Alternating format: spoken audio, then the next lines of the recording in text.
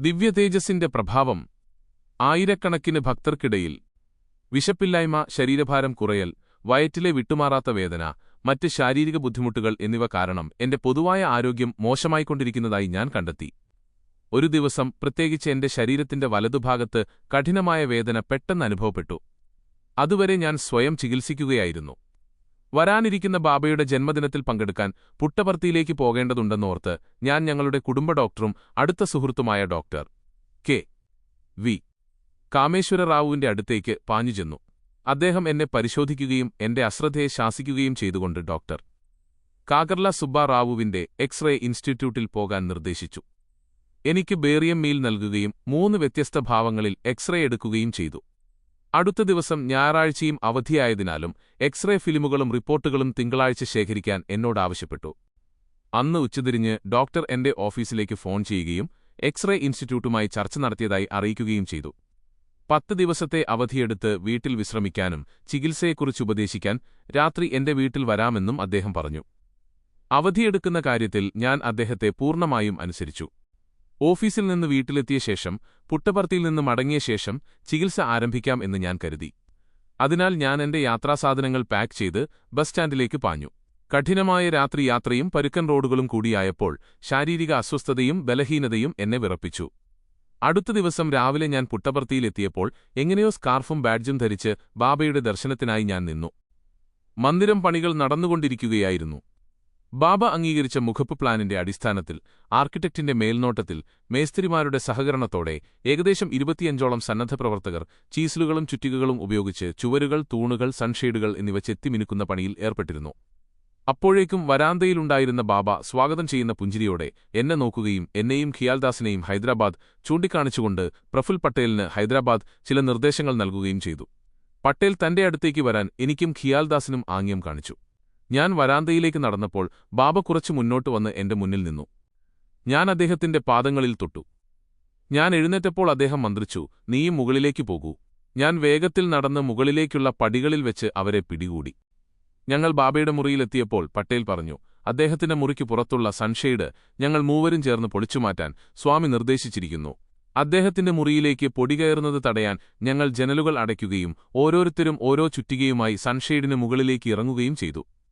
അതുവരെ ഞാൻ ചുറ്റിക പിടിച്ചിരുന്നത് എന്റെ ഇടത്തെ കൈയിലായിരുന്നു. ബാബ എന്നോട് ഉദ്ദേശ്യം പറഞ്ഞിരുന്നെങ്കിൽ വലത് കൈ വേദനിക്കുന്നുവെന്ന് സ്വാമിക്ക് വിശദീകരിച്ചു കൊടുക്കാമായിരുന്നു എന്ന് മുകളിലേക്ക് പോകുമ്പോൾ എനിക്ക് തോന്നിയിരുന്നു. മാത്രമല്ല, ഭജൻ ആരംഭിക്കുന്നതിന് മുൻപ്, അതായത് 11 മണിക്ക് മുമ്പായി പണി തീർക്കണമെന്ന് ബാബ കർശനമായി നിർദ്ദേശിച്ചിട്ടുണ്ടെന്ന് പട്ടേൽ പറഞ്ഞു. ബാബ വരണമെന്നും എന്റെ വലതുകൈയുടെ ബലഹീനത ശ്രദ്ധിച്ച് വലതുകൈകൊണ്ട് ചുറ്റിക പിടിക്കുന്നതിലെ ബുദ്ധിമുട്ട് മനസ്സിലാക്കാനും എന്റെ അസുഖം മാറ്റാനായി പ്രസാദം നൽകാനും സാധിക്കത്തക്ക വിധം ഞങ്ങൾ എത്രത്തോളം പുരോഗമിക്കുന്നുണ്ടെന്ന് കാണാൻ അദ്ദേഹം വരുമെന്നും ഞാൻ മനസ്സിൽ തീവ്രമായി പ്രാർത്ഥിച്ചു. ആലോചിച്ചുവെച്ച ജോലിയിൽ ഞാനും പങ്കുചേരാതിരുന്നില്ല. പതുക്കെ എന്റെ കൈ ഉറപ്പുള്ളതായി മാറി. വേദനയെല്ലാം മറന്ന് ഞാൻ ആത്മവിശ്വാസത്തോടെ ചുറ്റികയടിക്കാൻ തുടങ്ങി. 11 മണിക്ക് മുൻപ് തന്നെ ഞങ്ങൾ ജോലി പൂർത്തിയാക്കി. ബാബ ജാലകം തുറന്ന് അകത്തേക്ക് വരാൻ ആവശ്യപ്പെട്ടു. ഞങ്ങൾ മൂവരും അകത്തേക്ക് ചെന്ന് കൈകൂപ്പി നിന്നു. ടീപ്പോയുടെ മേലുണ്ടായിരുന്ന സ്റ്റീൽ പ്ലേറ്റിൽ പച്ച നിറത്തിലുള്ള പിസ്ത ബർഫി കഷണങ്ങളുണ്ടായിരുന്നു. ബാബ മധുരപലഹാരങ്ങൾ കഴിക്കാറില്ല. ഭക്തർ ബാബയ്ക്ക് അയച്ചു കൊടുക്കുന്ന ഏത് ഭക്ഷ്യവസ്തുക്കളും അദ്ദേഹം ഭക്തർക്കും പാഠശാലയിലെ കുട്ടികൾക്കും നൽകും. അദ്ദേഹം ഒരു കഷണമെടുത്ത് പട്ടേലിന് നൽകിക്കൊണ്ടു പറഞ്ഞു, "പക്കോട, നിങ്ങൾ നല്ലൊരു ജോലി ചെയ്തിരിക്കുന്നു. ഇത് എടുത്തു പോകൂ."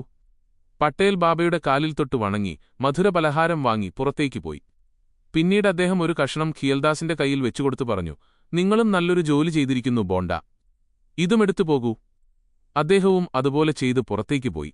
അവർ രണ്ടുപേരും നല്ല വണ്ണമുള്ള ആളുകളായിരുന്നു. അതുകൊണ്ടാണ് ബാബ അവരെ ഓമനപ്പേരുകൾ വിളിച്ചത്. ബാബ അങ്ങനെ വിളിച്ചതിൽ അവർ സന്തോഷിക്കുകയും ചെയ്തു. തുടർന്ന് ബാബ എന്നോടിരിക്കാൻ ആവശ്യപ്പെട്ടു.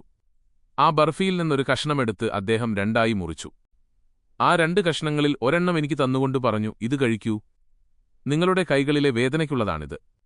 ഞാനത് കഴിച്ചു. മറ്റൊരു ചെറിയ കഷണം എനിക്ക് തന്നുകൊണ്ട് പറഞ്ഞു, "ഇത് നിങ്ങളുടെ പൊതുവായ അവശതയ്ക്കുള്ളതാണ്, കഴിക്കൂ." ഞാൻ അനുസരിച്ചു. പിന്നീട് ബാബ ബാക്കിയുള്ള 3ആം കഷണം എനിക്ക് തന്നുകൊണ്ട് പറഞ്ഞു, "ഇത് നിങ്ങളുടെ പ്ലീഹയുടെ പ്രശ്നത്തിനുള്ളതാണ്." ഞാൻ അവയെല്ലാം സുഖപ്പെടുത്തിയിരിക്കുന്നു.